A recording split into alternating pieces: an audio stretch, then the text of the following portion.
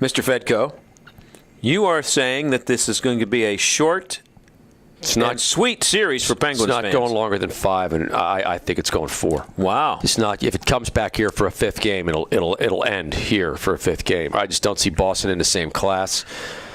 I think the Penguins are going to blow them out. I think the games will be fairly blowouts, too. Really? I think this Western Conference final is going to be a lot better. But tell me about why you're not impressed with Boston. I think Boston squeaked by a bad Rangers team. I wasn't impressed at all with them.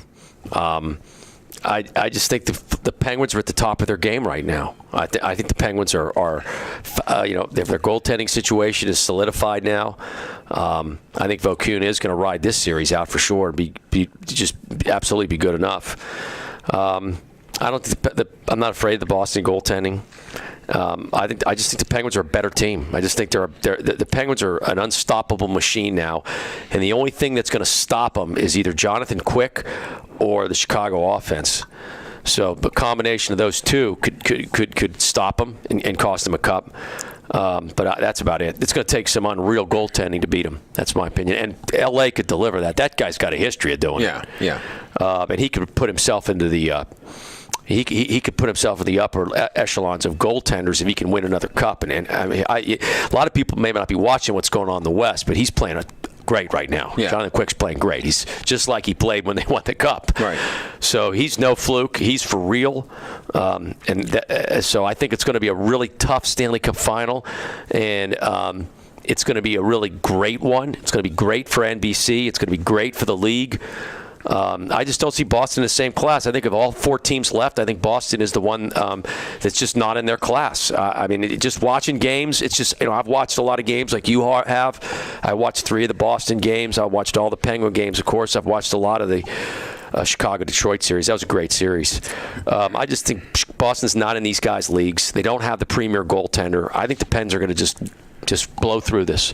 They're going to take the first 2 at home, and Boston maybe somehow squeaks one out at home. Maybe.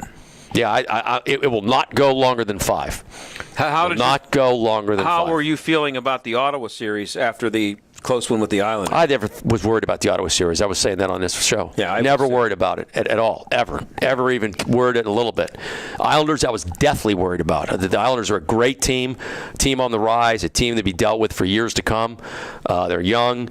They're going to get a new building. That's going to be a lot of fun following those. That team's going to be great.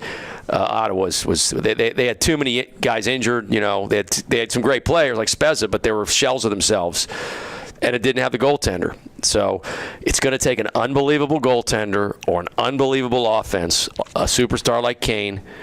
And again, we're going to get the Hossa story again if you get Chicago. It's going to take an unbelievable goaltender, an unbelievable offense to stay with the Penguins. Chicago's got one, and LA's got another. That's it. I still think the Pens are going to win the cup. Yeah. Well, what's the barring injury? Now that's Sidney Crosby and Evgeny Malkin. Yeah. And everybody playing healthy. Right. Okay. But I mean, the Pens have. There's been a lot of written about Letang. Letang's having an unbelievable playoff offensively. I think Vokun has solidified their goaltending. Their special teams, I think, are doing great. And you got Sidney Crosby, the best player in the world, and Malkin, one of the best players in the world. And Crosby's now going to get this shield off. I think he's going to go crazy. I think this Crosby's going to go crazy now. You're going to see the best player in the game take over, especially in this series. I'll say Crosby's just going to go nuts this series. And that's not going out on a limb, by the way. That's not some major prediction. No, I have a feeling. But I think it's just going to go nuts. I feel the same way about Crosby. That I was saying to these guys before you came in, watching as many stars as there have been in these games that have been going on, the Chicago-Detroit series, Datsuk and Taves and Kane and in the other series, Quick, and some of the guys on the Kings, and even Thornton on the Sharks. I don't see anybody who skates around with a halo on their head the way Crosby does. When Crosby's on the ice, it's almost like a light shines down on him, and you can't look away from him. You can't. It's almost impossible to watch the surface of the ice and not have Sidney Crosby in your line of vision. It's just, and I don't see that with other teams. Maybe I'm having a hard time explaining it. I think he is. There's a gap between him and every other player in the world, kind of like the one that I used to see with Lemieux, where it's not fair that someone plays at that level, can have a level above the level of stardom in the highest level of his sport that you can't even put a name on. Well, that's what I think he does. He gets into the game, I'm not saying he's going to score a goal every game or even have a point, but he's just, when he's on the ice, he's the whole thing. The whole show is him. Well, he's on the ice. What's he going to do next? I think this is the series where Crosby wins the Conn Smythe. I think he's going to put out some crazy numbers, and he's going to put himself into the Conn Smythe lead in this series. I think the next one will be a little tougher. Yeah.